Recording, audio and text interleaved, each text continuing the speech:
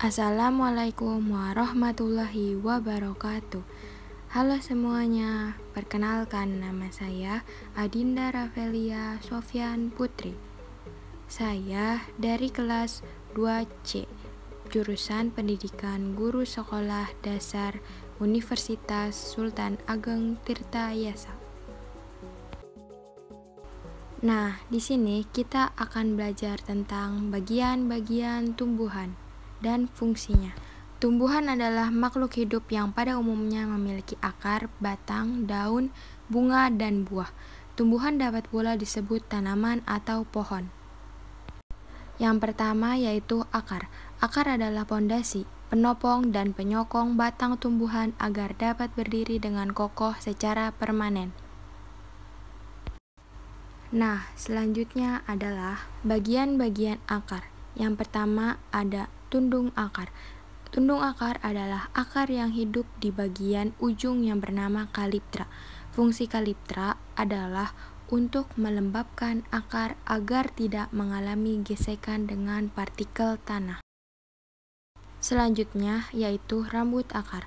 Rambut akar berbentuk berserabut dan berfungsi untuk menyerap semua air dan garam mineral yang ada di dalam tanah. Selanjutnya yaitu batang akar. Batang akar adalah batang yang terletak di tengah antara pangkal akar dan ujung akar yang akan terus tumbuh dan berkembang bercabang-cabang. Ujung akar adalah bagian akar termuda dan seperti tunas yang terus-menerus mengalami pertumbuhan. Jenis-jenis akar. Akar memiliki beberapa jenis. Yang pertama yaitu ada akar serabut. Akar serabut ini berbentuk seperti serabut. Yang kedua ada akar tunggang. Akar tunggang adalah akar pokok yang tumbuh ke dalam tanah dan terdapat cabang kecil di sekitarnya. Selanjutnya ada akar gantung. Akar ini tumbuh dari bagian atas batang tumbuhan dan menjulur ke arah tanah. Yang terakhir yaitu akar nafas. Akar nafas tumbuh dari bagian bawah batang tumbuhan, berada di dalam tanah dan sebagian muncul di atas permukaan tanah.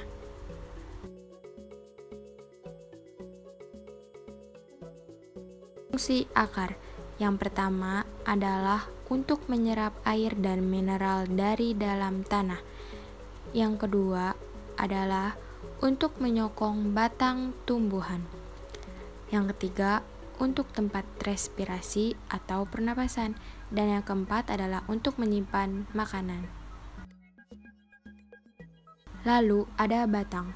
Bagian batang terbagi menjadi dua bagian, yaitu batang dikotil dan batang monokotil.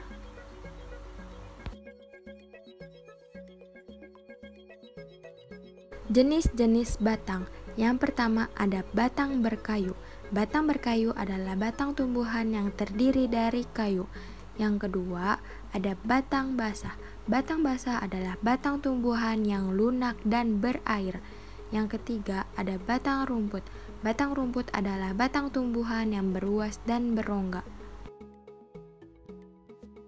Fungsi batang yaitu sebagai tempat melekatnya daun, bunga, dan buah, sebagai tempat pembuatan makanan, dan juga sebagai tempat pertukaran udara, serta tempat terjadinya penguapan.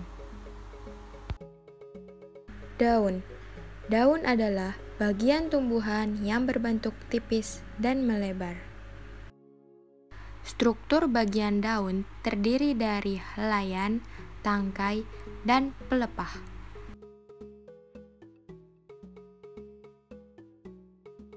Fungsi daun. Yang pertama adalah sebagai tempat membuat makanan atau fotosintesis.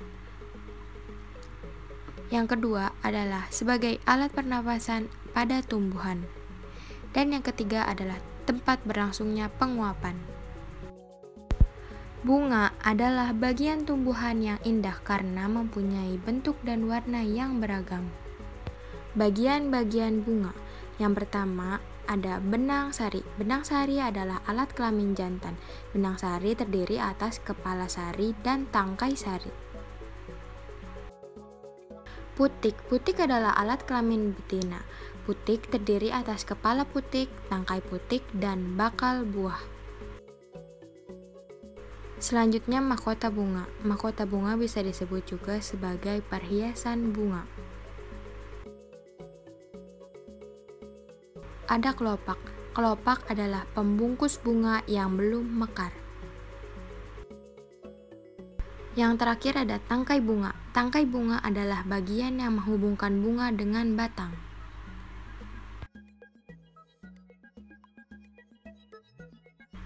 Nah, fungsi dari bunga adalah sebagai tempat perkembangbiakan, yaitu dengan cara proses dari penyerbukan. Selanjutnya adalah buah. Buah memiliki aneka bentuk dan rasa. Pembentukan buah diawali dengan proses penyerbukan. Bagian-bagian buah. Yang pertama ada tangkai. Tangkai adalah tempat untuk melekat atau bergantung pada ranting atau dahan. Kulit buah adalah lapisan paling luar untuk melindungi buah.